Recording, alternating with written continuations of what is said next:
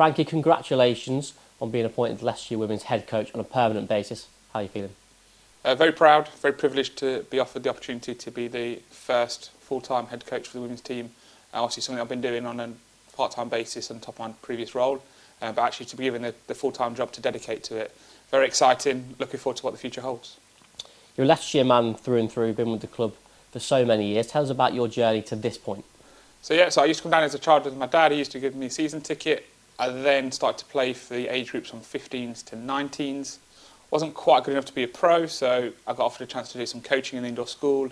Russell Cobb was a good supporter for me, gave me a lot of opportunities. Then the women and 18 girls, well back then it was only 17 girls, they changed age groups. The opportunity came where they needed a coach, so we had to start at the very bottom with the women's team, right back in Division 5, Group 3, and then it went from there. So I slowly got different roles, did more and more, turned into full-time jobs at the club with the women's and girls on top of that. A couple of years in the boys' pathway, and then took back over the women and girls 18s and the women in 2020. And part of that role, obviously looking after the indoor school with a lot of junior coaching and seeing a lot of faces come through the doors over the years. Just tell us about some of the players that have been on that production process and who you've seen come through. Yeah, we've worked in there a lot. Dips has done more years in there than I've done, but through the years I've been in there, Sam Wood has been in there as a junior. Jamie Dunk, who's obviously on the academy and playing for Scotland, he came through there. Josh Hull came on for some Saturday one-to-ones when he was over at Northants, and we tried to get him to come across then, and he wanted another year at Northants, but he eventually came across. So yeah, it's actually been a good breeding ground for players from different counties to come across to us that have realised how good our coaching systems are here, the pathway that we've got, and have then ended up joining the journey. And some of those players, the likes of Ryan Ahmed, Josh Hall, as you mentioned, have come through, gone on to play for Leicestershire and for England. It's a great opportunity for the women's side to emulate that pathway and create an environment that breeds England players for the women. Yeah, definitely. It's one of those that in the past, we're very good history for the boys' pathway. Traditionally, the girls have had to leave Leicestershire and go on and play for other counties for them to go on there. So Lucy Hine, the prime example, had to leave Leicestershire to go to Notts for a chance to sort of forge a professional career. Where now we've got Prisha Thanawala that's just signed her first contract for the Blaze. So very exciting time that we've had our first player. Also, she's been selected for the World Cup for England under 19. So actually, we're starting to get some international recognition. So looking forward to a lot more players having to stay at Leicestershire to become professional cricketers and not think that the journey's in another county. And for some clubs, obviously, the work is starting now to progress to Tier 1 or Tier 2. For Leicestershire, the groundwork's been going on for a while now, especially over the last couple of years. That's really accelerated. Tell us about some of the work that's happened across those seasons. Yeah, it's one there. We wanted to try and sort of mirror the men's team as much as we can in terms of trying to be as professional as we can. Obviously, the players don't get paid. The training sessions at the moment are late evenings on a Saturday. We used to have one training session every 2 weeks. But what we wanted to do was the environment we wanted to create was to try and make it a hard-working, fun environment where the players wanted to be in that. We then sort of started to play double headers at Grace Road way before the tier system came out, and I know a lot of counties started to do that as a sort of a look what we're going to do with our women's team. Actually, we've been doing that for 2 or 3 years down here. So actually, the chance for the women to be in the changing rooms, have the access to first-class cricket pitches. We've seen our batters score more runs. Bowlers have to learn how to bowl on flat wickets, where normally we get a bit of assistance on some of the wickets we play on. But then also just being around the men's professional players. They've been very, very good with the players. They talk to them when they've turned up for games. They've asked how the season's going.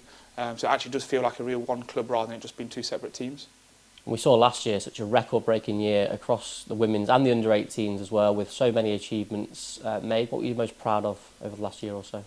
I think it's always nice when you win trophies. Obviously, we had the T20 a couple of years ago and the East of England last year. Although we didn't win a trophy last year, actually the performance on the pitch were better than we've ever had before. In the history of our juniors, we've only had 300s at under-18 level. We got 4 individual hundreds last year. The women have scored the highest ever score. Becky Brooke has got the first 100 since 2013. So the players now, and it's not necessarily down to the coaching. We want to make them in an environment where they're comfortable to play, but it's more the opportunities to play on really good cricket pitches, allows the batters to then apply themselves. Bowlers, we keep taking wickets consistently as a fielding group, so now it's the challenge now is playing against much better players consistently. It'll be a good challenge, but one that we're looking forward to. What do you reckon the biggest challenge is for the side heading into next year? There'll be a couple. The biggest one is the unknown of what Tier 2 looks like, because obviously counties are going to be signing new players that we've never seen. It'll be very different. We're going to have an analyst, so actually we're going to be able to get some more detailed information around opposition and our own game. The professionalisation in terms of the fitness and the physio support that we don't normally have. Normally it's the coaches looking after that. So fitness and physicality are going to be a huge huge improvement for the players that they're going to have to work on. But we've made sure that they know that it's going to be small steps. There's not going to be suddenly hit you with massive targets, and if you don't get them, you're out. It's going to be a slowly create the right environment first, but ultimately making sure that the players are well looked after. In Tier 2, you could see quite a slight change in the way that the squad's set up and the build of that. You've been overseeing the observations across the first few weeks and months of the winter so far. How's that progression looking for your team next year?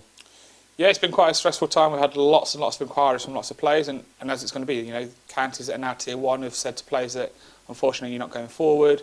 Lots of minor counties have been told you're going to be in Tier 3, and they've got some very, very good players, so they're now looking at potentially moving into Tier 2 teams. So it seems like the emails and the phone's going off all the time, so it's been quite a challenge to try and look at everybody. But one thing we want to do is make sure that anybody that's interested, we have a look at them first, and do they going to fit into what we're trying to create, what value can they add, but also what have we already got. We've been doing pretty well on the field, and we want to stay loyal to some of the players that have been consistently performing, but with an awareness of where the game's going and the calibre of players that might need to then suddenly step up to the next level.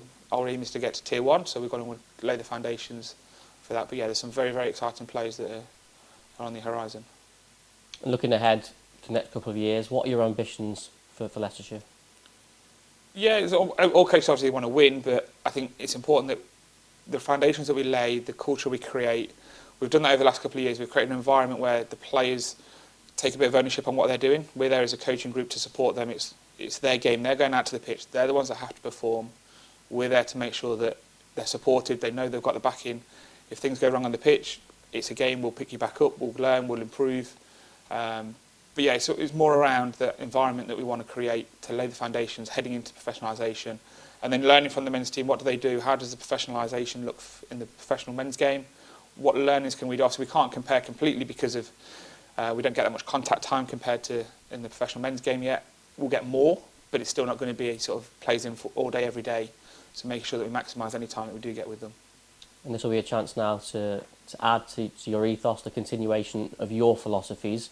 What are the policies that you most want to endorse as a coach to your players? Mainly it's the pride of being at Leicestershire. The environment we want it to be fun, but it's got to be hard working. And I'm a huge believer that when players are more relaxed and having fun, performances then are improved. When they're stressing and worrying about everything, it's very hard to then go out there into the middle to then perform. So off field, we're going to be doing everything that we can to make sure the players know they've got their back in. There's going to be more exposure in terms of media and things, so actually that's going to be something completely new for them. But we're going to make sure that they know that we're backing them, and that when they go out there, they're going to go out there and execute their skills. And just finally, it's a really exciting time for women and girls cricket. Probably the biggest restructure we've ever seen in the English domestic game, and a really exciting time for Leicestershire. Which points are you most looking forward to across the next few years? I think there'll be a couple. They'll be playing at professional cricket grounds a lot more. So we've been very lucky to play here quite a lot, but we haven't played away at other first-class grounds. We've only been to Northampton a long time ago. But they like looking at the schedules, going down to Kent and up to Headingley, playing matches like that. But playing in front of a crowd and sort of inspiring the next generation. We've seen huge numbers of girls start playing cricket over the last sort of 18 years I've been involved here with the women's and girls, from not having enough players to create squads to now having sort of 50, 60 players wanting to represent Leicestershire, but also inspiring the next generation to believe that they could become a professional cricketer.